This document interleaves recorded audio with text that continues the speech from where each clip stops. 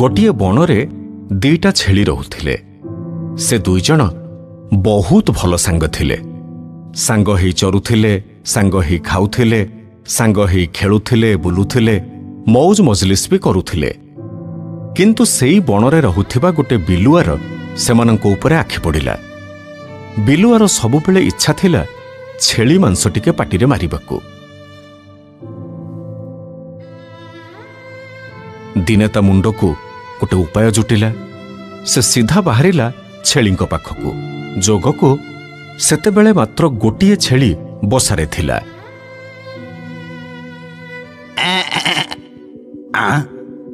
ବେଲୁଆ କଣ ଇଆଡେ ଆସୁଛି?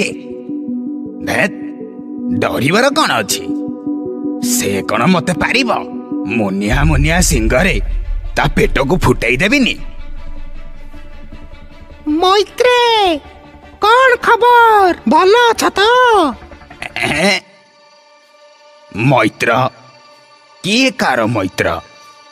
କାଇଁ, ମୁଁ କଣ ତମ ମୈତ୍ର ହେଇପାରିବିନି?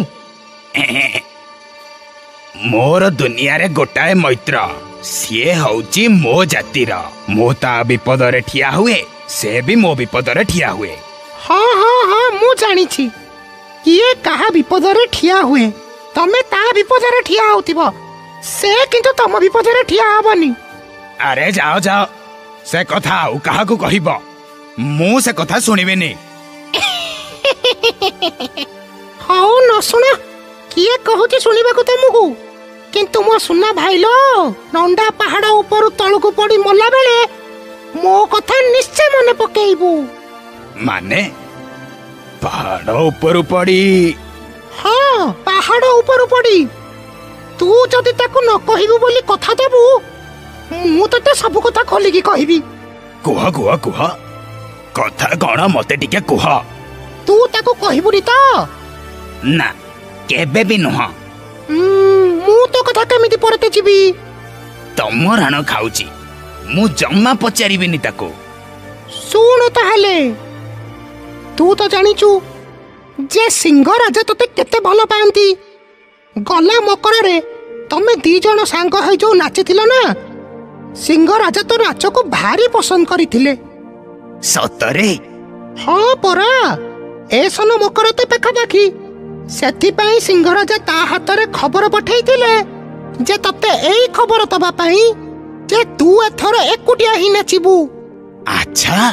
କିନ୍ତୁ ଯେମିତି ସେ ଏତିକି କଥା ଶୁଣିଛି, ରାଗରେ ପୁରା ତମତମ ହେଇଗଲା। ରାଜାଙ୍କୁ ତ କିଛି ଆଉ କହିପାରିବନି, ରାଗରେ ଗରଗର ହେଇ ଫେରୁଥିଲା। ଯୋଗକୁ ବାଟରେ ମୋ ସାଙ୍ଗରେ ଦେଖା ହେଲା। ବାପରେ ବାପ, ତୋ ଉପରେ ତାର କି ରାଗ! ରାଗ? ହଁ ପରା, ବୁଝିପାରୁନୁ କି? ରାଜା ତତେ ପ୍ରଶଂସା କଲେ ନା, ତା ମାନେ ତ ସେ ରାଗିବ। ସେଇଠୁ କଣ, ମତେ ରାଗିକି କହିଲା କାଲି ନଣ୍ଡା ପାହାଡକୁ ଚରିବାକୁ ଡାକି ନେଇ ତତେ ପାହାଡରୁ ଠେଲିଦବ, ଆଉ ଥିବ ଯେ ସିଂହରାଜା ତେ ନାଚ ଦେଖିବେ। ହେ ଭଗବାନ, ମୋ ସାଙ୍ଗ ଏତେ ବଡ କଥା କହିଲା? ହଁ ରେ ଭାଇ, ଶୁଣୁ, ମୁଁ କହିଛି ବୋଲି ତାକୁ ଜମା କହିବୁନି। ନା ନା, ଜମା କହିବିନି, ଜମାରୁ ନୁହଁ। ହେଲେ ତାକୁ ବି ମୁଁ ଛାଡିବିନି।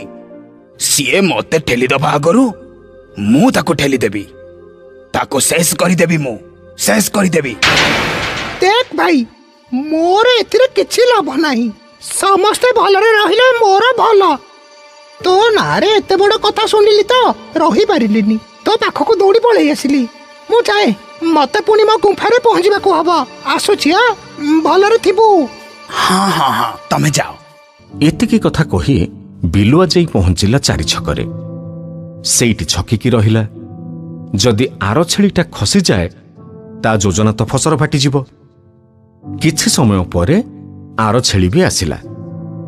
ବାଟରେ ଜଗି ବସିଥିବା ବିଲୁଆ ତା ପାଖକୁ ଗଲା, ଆଉ ତାକୁ ବି ସେଇ ସମାନ କଥା କହିଲା ଯାହା ସେ ପ୍ରଥମ ଛେଳିକୁ କହିଥିଲା।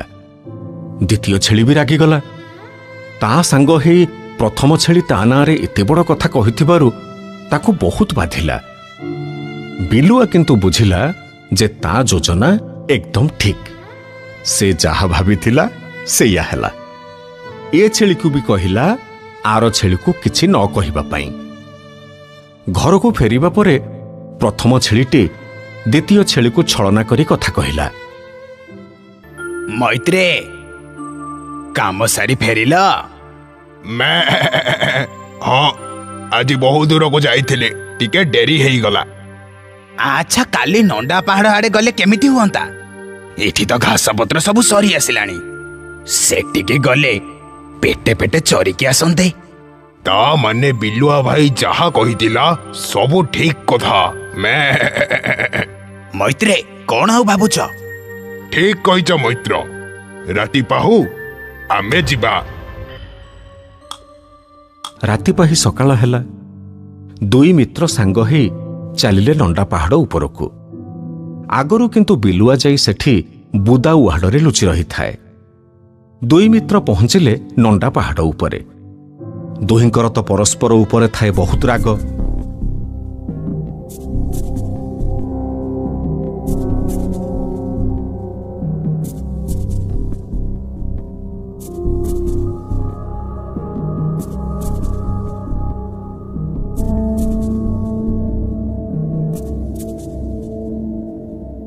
ପ୍ରଥମ ଛେଳି ଦ୍ୱିତୀୟ ଛେଳିକୁ ମୁଣ୍ଡିଆଟେ ପକେଇଲା ରାଗରେ।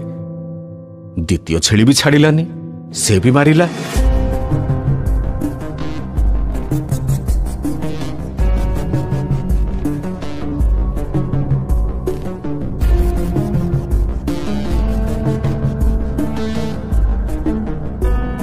ଦୁହେଁ ରକ୍ତାକ୍ତ ହୋଇ ମରାମରି ହେଲେ।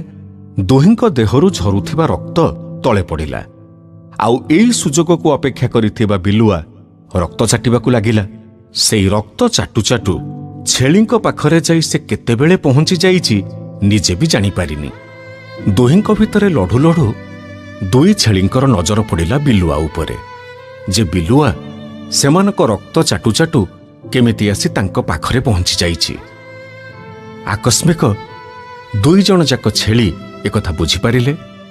ଆଉ ସେମାନେ ଜାଣିପାରିଲେ ଯେ ଇଏ କିଛି ନୁହେଁ, ଇଏ ସବୁ କିଛି ଏଇ ଦୁଷ୍ଟ ବିଲୁଆର ଚାଲ। ଦୁହେଁ ଆଖି ଠରାଠରି ହେଇ ମିଳିତ ଭାବରେ ବିଲୁଆକୁ ଅତର୍କିତ ଆକ୍ରମଣ କଲେ। ବିଚରା ବିଲୁଆ ରକ୍ତାକ୍ତ ହେଇ କ୍ଷତବିକ୍ଷତ ହେଇ ଛଟପଟ ହେଇ ସେଇ ଲଣ୍ଡା ପାହାଡ଼ ଉପରେ ଆଖି ବୁଝିଲା। ଦୁଇ ବନ୍ଧୁ ପରସ୍ପର ଆଡ଼େ ଚାହିଁ ଅନେକ ଅନୁତାପ କଲେ। ଆଉ ପୁଣି ପରସ୍ପରକୁ ଆଲିଙ୍ଗନ କରି ସେମାନେ ନିଜ ବସାକୁ ବାହୁଡ଼ି ଗଲେ।